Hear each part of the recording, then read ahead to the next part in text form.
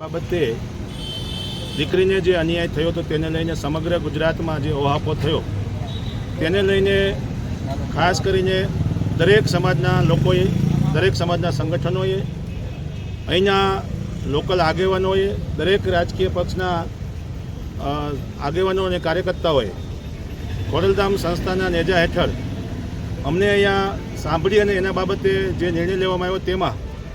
અમારા ખોડલધામ મહિલા કન્વીનર અને ગુજરાતના આગેવાન એવા શ્રી જેનીબેન ઠુમર, અલ્પેશભાઈ કથિરિયા, મનોજભાઈ પનારા,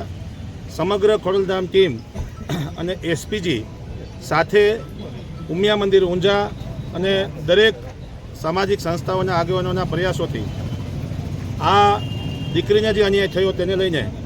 આજે અમે જામીન મળ્યાની બદલ દીકરીની લડાઈને અમે જીતમાં અનુભવીએ છીએ ત્યારે જે ગુજરાતમાં આ બનાવ ન બને તેની તકેદારીના ભાગરૂપે દરેક સમાજ આવી કોઈ ભૂલો ના થાય એના માટે જાગૃત રહે. સન્માનીય નરેશભાઈ પટેલના નેજા નીચે અમે આ એક દીકરી સાથે થયેલા અન્યાયને દૂર કરવાનો પ્રયાસ કર્યો. દીકરી જેલમાંથી બહાર આવે પછી એના પરિવારને સાથે મળીને પણ જે કાંઈ ખોડલધામ સમિતિ દ્વારા અથવા સમાજની જેટલી સંસ્થાઓ છે એના માટેના જે કંઈ દીકરીને અન્યાય થયો છે તેના માટે આગળની કાર્યવાહી કરવામાં આવશે. જો દીકરી કંઈ પણ જાતના વેદનામાંથી પાસ થઈ છે ત્યાં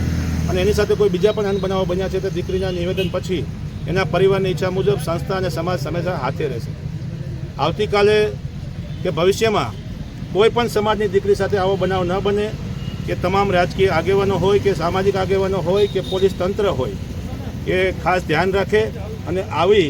પ્રક્રિયામાંથી પાસ ન થવું પડે એવી અમારી વિનંતી છે. ઓકે.